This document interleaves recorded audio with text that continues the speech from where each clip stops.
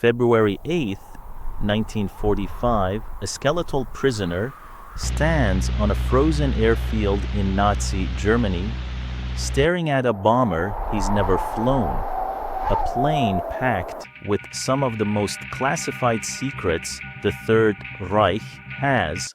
He's got maybe 60 seconds before the guards notice something's wrong.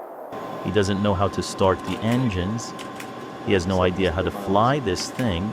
And if he fails, every man standing beside him is dead within 5 minutes. Here's what almost nobody knows though. The plane he's about to steal isn't just any aircraft. It belongs to the commandant of one of the most secretive military bases in Nazi Germany. A base hiding a weapon that could change the entire course of the war. And the man trying to steal it, he's never piloted a German bomber in his life, not once.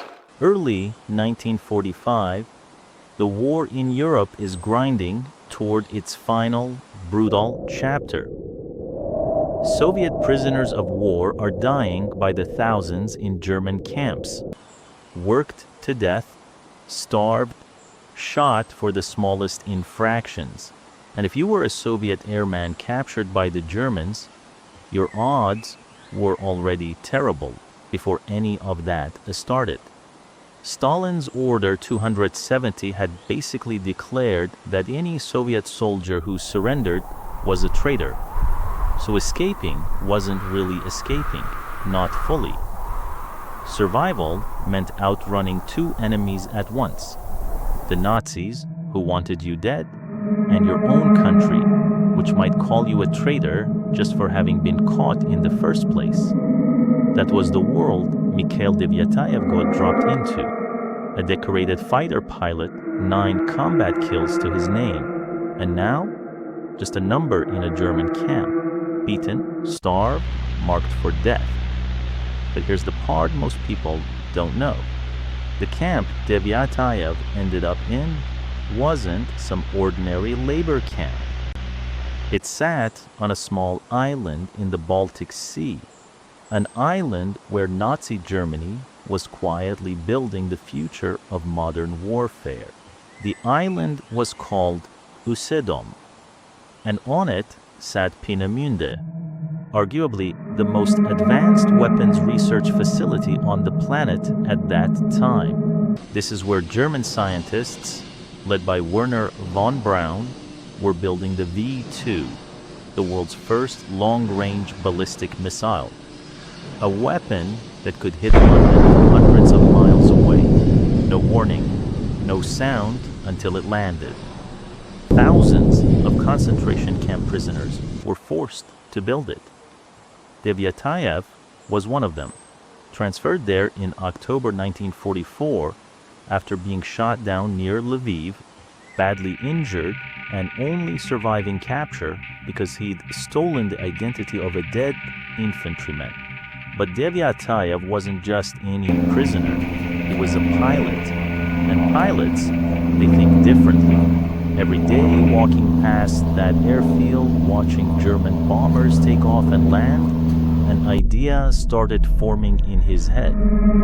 What if the way out of this camp wasn't through the fence? What if it was through the sky? So he didn't plan a tunnel, didn't plan some breakout through the woods.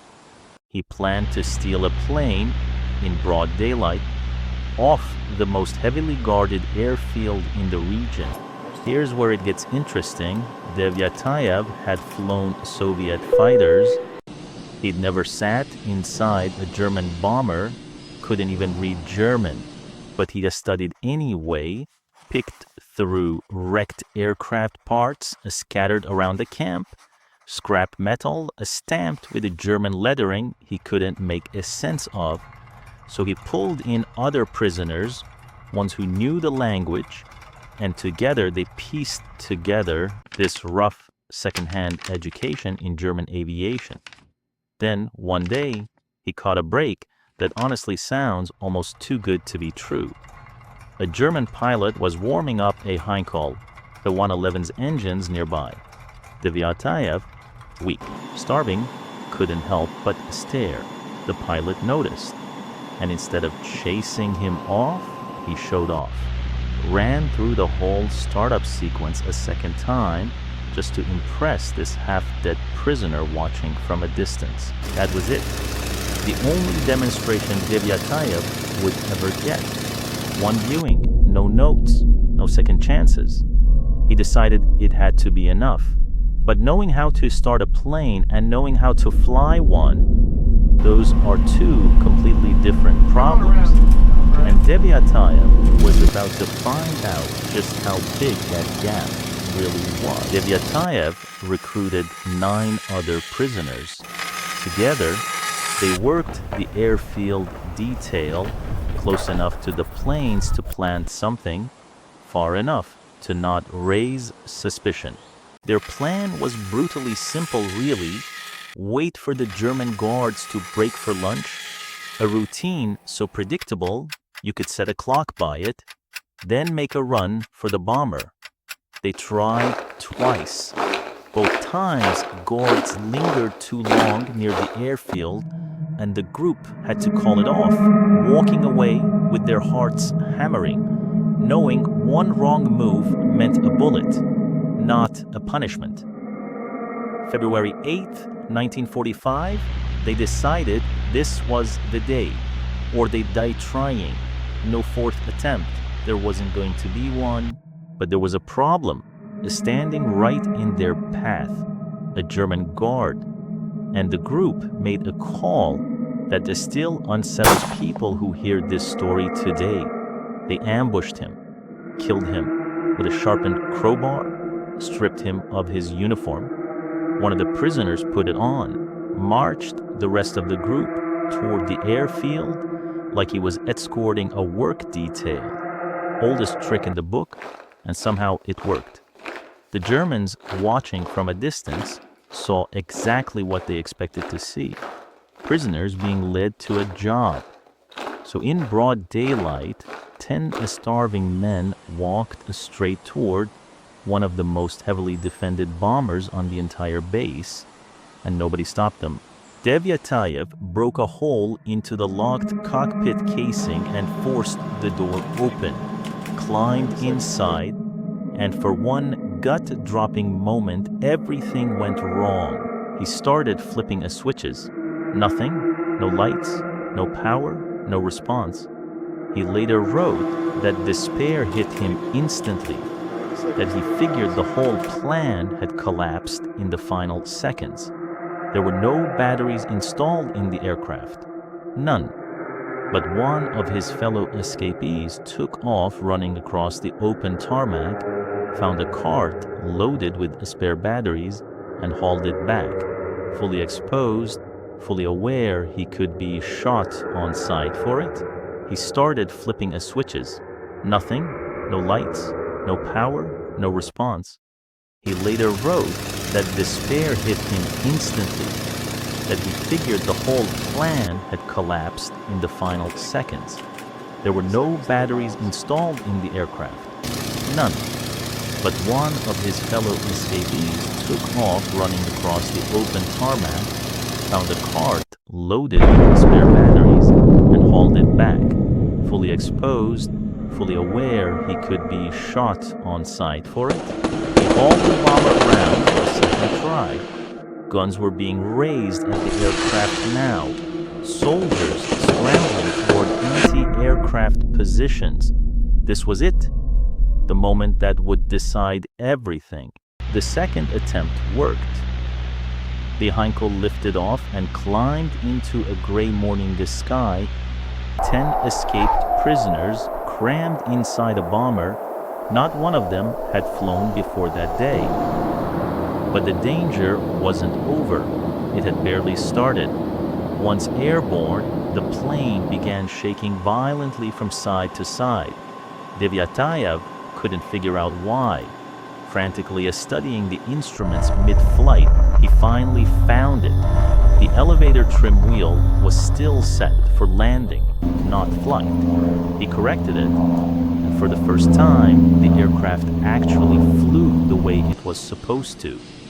German air defenses scrambled fighters to catch the stolen bomber. One pilot actually caught up, but his plane had no ammunition left from an earlier mission. Couldn't fire a single shot. Talk about luck.